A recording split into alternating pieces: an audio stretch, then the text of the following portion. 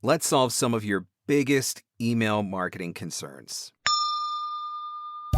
You're a voice actor. You're an entrepreneur. You're a VOPRENEUR. Welcome to the Everyday VOPRENEUR podcast, your guide through the business of voiceover. You have a great website, right? Well, make sure you host it at some place that doesn't suck. Hey, it's Brad Newman, fellow VO Pro for 28 years and owner of UpperLevelHosting.com. People ask why us, and that's simple. We make it easy, respect your time, save you money, and just make all the magic happen. You don't need to know all the tech stuff when it comes to hosting your website. We got you. Ask around. Tens of thousands of client interactions later, and 6 years of amazing customer service, and not a single negative complaint, ever. UpperLevelHosting.com. The VOPRENEUR podcast. Hey, it doesn't suck. Not as funny as Conan. Not as cute as Seth Meyers. Not as smart as Colbert. But he's one of us, and that counts for something. Here's Mark Scott, the original Everyday VOPreneur. Hello and welcome to the Everyday VOpreneur podcast, your guide through the business of voiceover. I'm Mark Scott, the original Everyday VOpreneur, ready to drop some more actionable, practical advice on you that you can use to grow your voiceover business. This week's episode is inspired by a number of recent coaching sessions that I have done where some of the same questions keep coming up over and over and over again.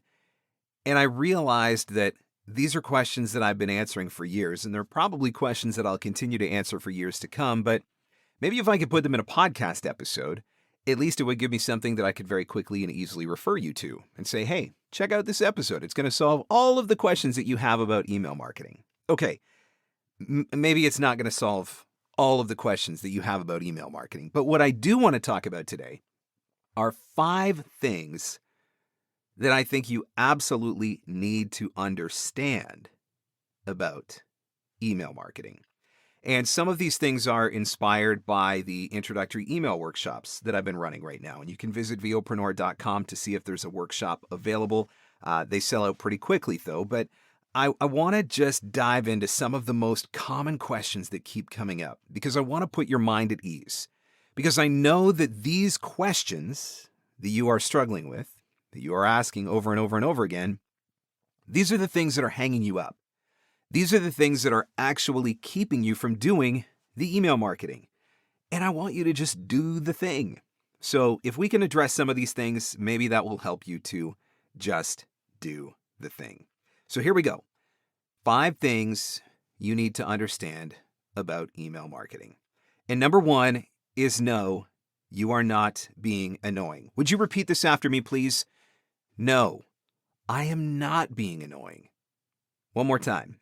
No, I am not being annoying.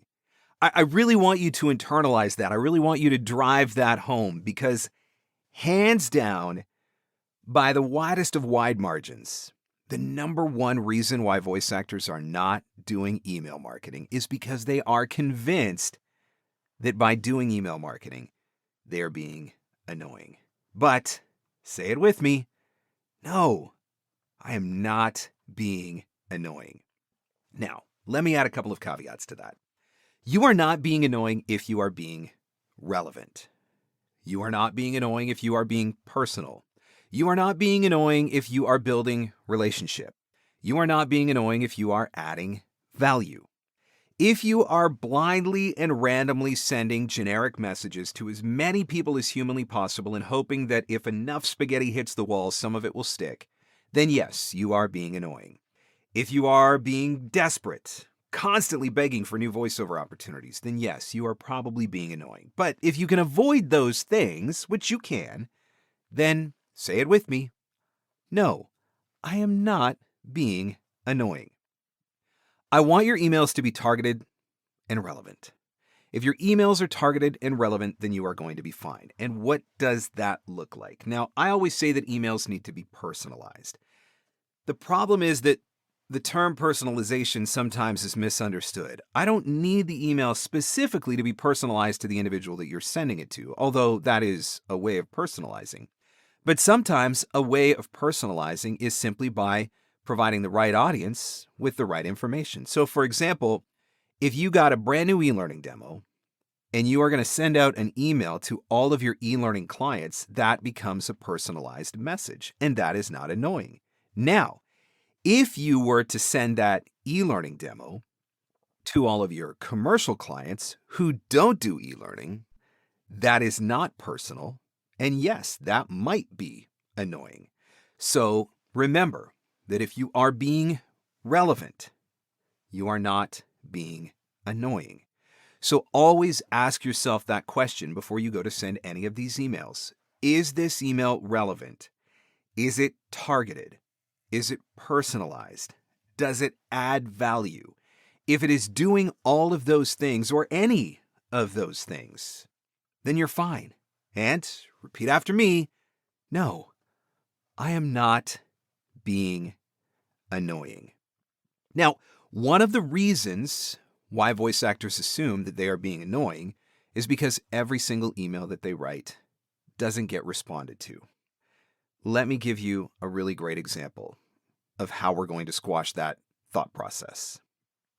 If you're listening to this podcast right now, there is a distinct possibility that you are signed up to get emails from me. And if you're not, by the way, you should. Go to VOPRENEUR.com/12 demo tips. VOPRENEUR.com/12 demo tips. Sign up, get a freebie from me, and you'll be on my email list. But anyway, that's another side note. Chances are, if you're listening to this right now, you are on my email list. And I can tell you, because I see the analytics, I do not get a 100% open and a 100% response rate. But even though I know that you are not opening and responding to all of my emails, you're still letting my emails land in your inbox. Now, if I was being annoying, would you still let my emails land in your inbox? Absolutely not. See, you don't respond to all of my emails, but it's never occurred to me that I'm being annoying. I just assume that you don't need what I have to offer right now, or that particular email didn't strike your fancy, or whatever it is. But as long as you're not unsubscribing, then I assume that you want to continue to hear from me. And so you obviously, I think, don't find me annoying. So if that's the way that you respond to email lists that you're a part of, and my guess is you are getting emails from all kinds of products, services, brands, retailers, etc., etc., etc. And my guess is you're subscribed to all kinds of newsletters. And my guess is that you are not opening and responding to every single one of those emails.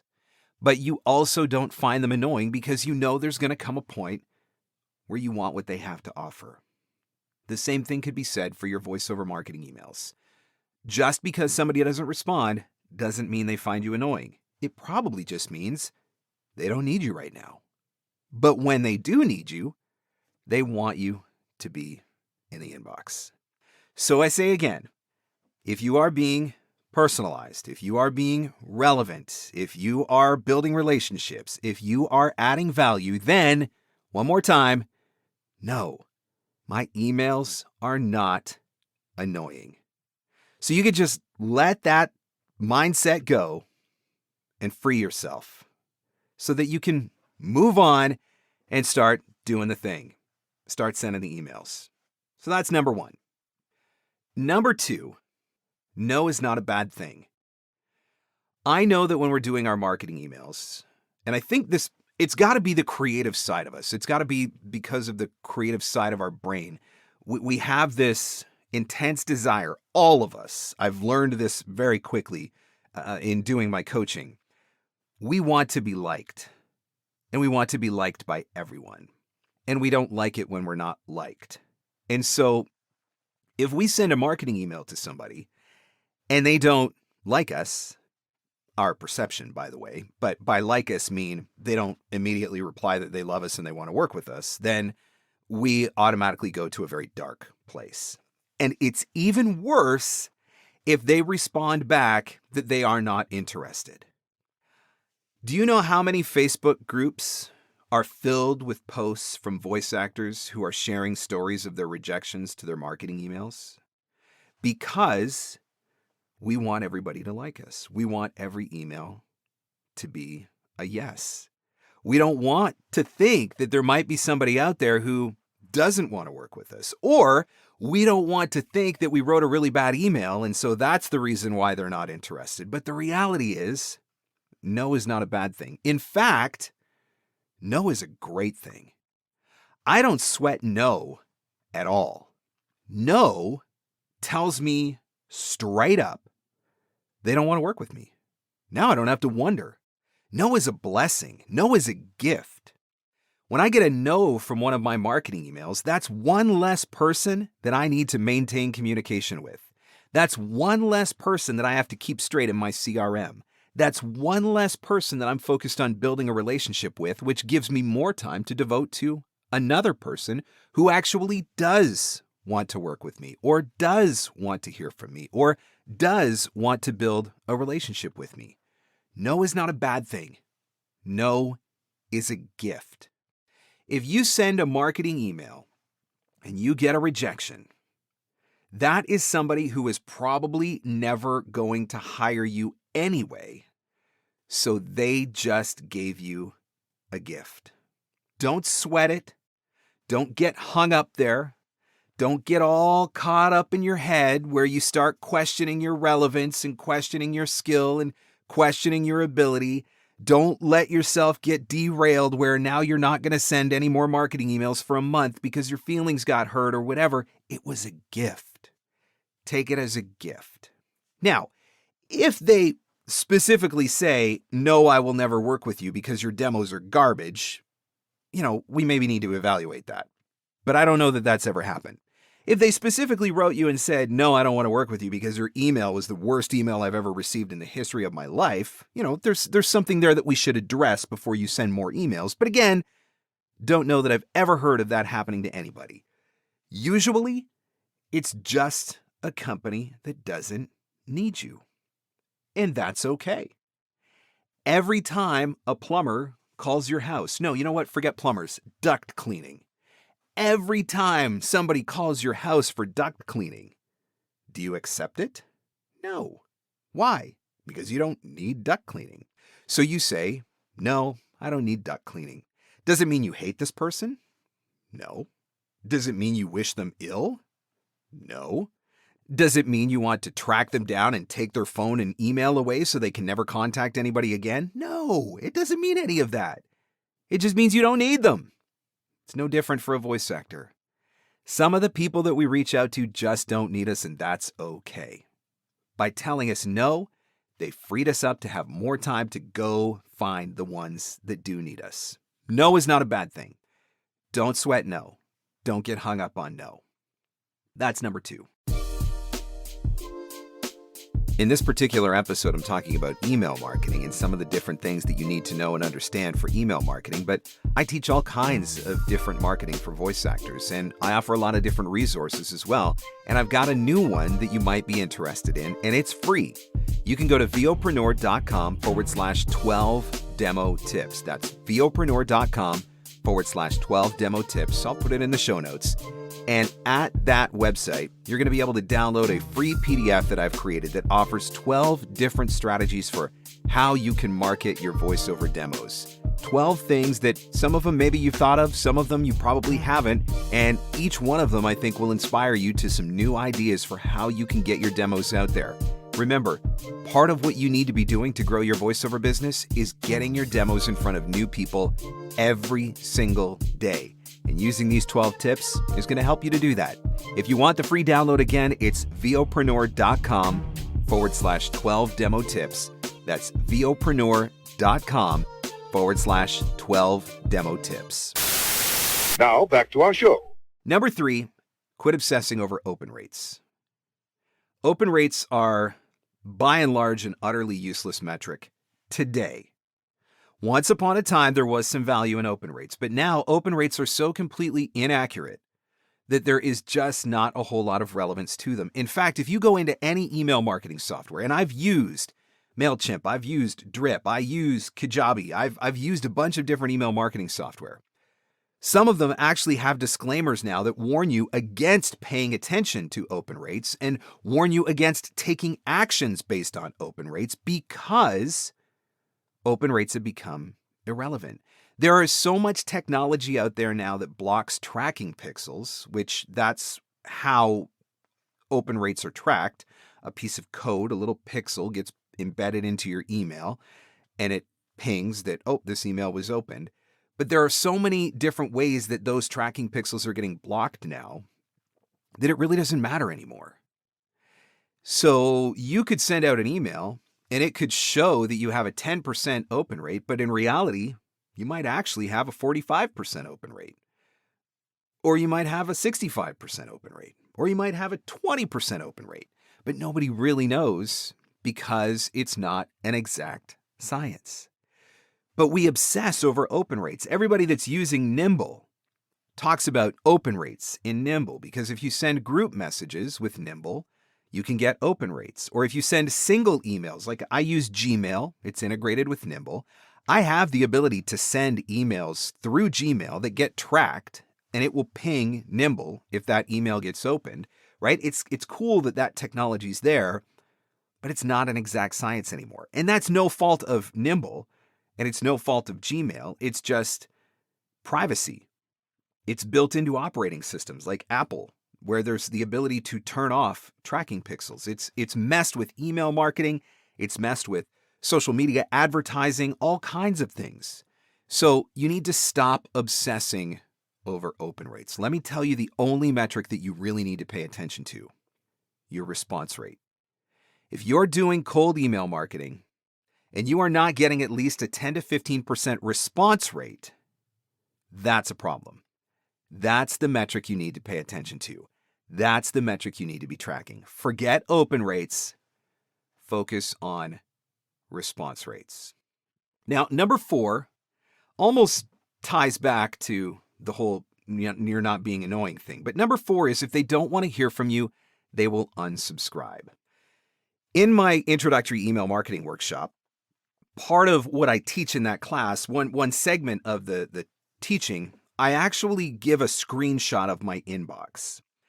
And I show all of the series of emails that were sent over the span of 3 years, 3.5 years, I think, actually, from the time that I sent the initial email to a new lead until the time that that individual ultimately hired me for a job. It was over 3 years. So I share this screenshot. And the very first comment that gets made every time I teach this class is, all of those emails that didn't get opened, weren't you worried about being annoying? No, I wasn't, because we talked about that earlier. No, my emails are not annoying. As long as they were continuing to allow me to get into their inbox, it was my assumption that there was still a hope and a possibility there. Because what do you do if you don't want to hear from somebody anymore? You hit the unsubscribe button. And hey, what did we say? No is not a bad thing. Every person that unsubscribes, that's a gift. That's a blessing. That is not a statement on you and your voiceover work. It's not a statement on how you run your business. It's not a personal attack against you. It's a gift. It's a blessing. It's one less person that you need to maintain contact with who was never going to hire you anyway. But in the meantime, if you have been sending follow-up emails once a quarter for 3 years and none of those emails have been responded to, absolutely 100% unequivocally, do not stop sending those emails. If that person has allowed you to remain in their inbox consistently over 3 years, they're still interested. Maybe they don't need you yet. Maybe they don't have the right project for you yet, but they are obviously still interested, because if they weren't still interested, they would what? They would unsubscribe. So again, coming back to our desire to be liked and loved, it's universal among voice actors, myself included, don't get me wrong. When people don't respond to our emails, we start to question. We start to doubt ourselves. We start to doubt our abilities. We start to think that we're being annoying. We start to worry that we're ticking people off. We go again to these dark places. It's the human brain. It's predisposed to negativity bias. That's science. It's been proven. I'm telling you, don't let yourself go there. If they continue to allow your emails in their inbox, there is a reason why they want them. Keep sending them. stay in the inbox. Because one of these days, your email is going to land and they are going to reach out and they are going to say, you're the exact fit for this project. And if you had given up on all of those marketing emails because you weren't getting responses, because you thought you were being annoying, you're going to miss out on that job, which could be the first of many. But if you recognize that if they don't want to hear from you, they'll unsubscribe, then you just relax and keep sending the emails. Relax and keep sending the emails. That's number 4. Number 5, 5 things you need to understand about email marketing. Stop overthinking. This is a universal truth that applies to every aspect of my teaching, every aspect of my coaching, every aspect of my mentorship, every aspect of my business. Stop overthinking. Stop overthinking your email marketing. When I do my introductory email workshops, and again, if you're interested in a workshop, head to VOPRENEUR.com, see if there's one available. It's a great class. I love teaching it.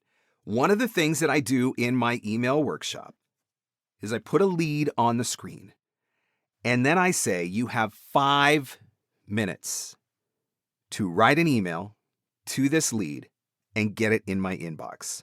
5 minutes. And then I actually set a timer.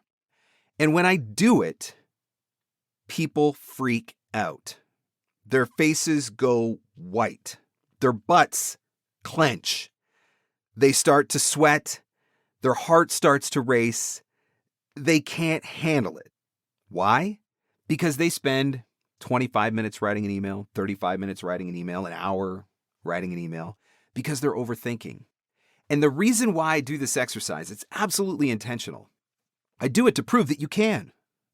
I do it to prove that if you would just get out of your own way, and if you would just stop overthinking every aspect of your email, and if you just wrote it and just sent it, you could do it. So all of those same people, and I've run a dozen of these workshops now, and every time it's 10 voice actors, and every time it's sold out, and every time it's the same result. All of these people who swore that it was impossible to write an email in 5 minutes, get that email in my inbox. And almost every time without fail, the email that they got in my inbox is a great email. An email that could absolutely be sent. Then I say, if I gave you 30 minutes, would you have taken it? And everybody raises their hand. Everybody says they would have taken 30 minutes if I gave it to them. And my point to them was the email that they wrote in 30 minutes would not be as good as the email that they wrote in 5. Because in 5 minutes, you don't have time to overthink. But in 30 minutes, you got plenty of time to overthink. Maybe that's the trick. Maybe when you're sitting down to write your marketing emails, you actually need to set a timer. You actually need to get Siri to give you a 5-minute timer so that you can have that accountability, so that you can force yourself to just write it and send it and not overthink it. You're overthinking the personalization. You're overthinking on the research. You're overthinking on who you're going to send it to. You're overthinking on whether or not it's the right company to send it to in the first place.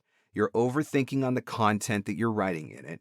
You're overthinking on whether or not you're being annoying. You're overthinking on whether or not they're going to like you. You're overthinking on whether or not your demos are good enough. You're overthinking on whether or not you should send them demos or send them an attachment. You're nodding your head as I'm saying this, aren't you? And it's okay. It's okay. I'm putting this out there because I understand. I have these conversations with voice actors every day. I do coaching sessions with voice actors every day, and we talk about this same stuff. If you would just stop overthinking your emails, your business would probably double in size, maybe even more, because you would actually be able to send the emails and send them at scale. Not send 1 or 2 a day, send 10 or 20 a day. And not do it once or twice a week, do it 5 days a week. And do it for a year. And because you recognize that you're not being annoying, and because you now understand that no is not a bad thing, And because you're no longer obsessing over metrics like open rates, and because you're no longer getting your feelings hurt when they unsubscribe, because you're just knowing that you have something of value to offer that will make this person's business better, you're just getting out of your way and sending the dang email.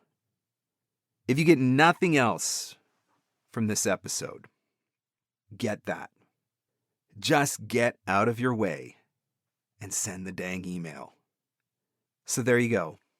5 things you need to understand about email marketing. Embrace these 5 things and you are going to reduce your stress load.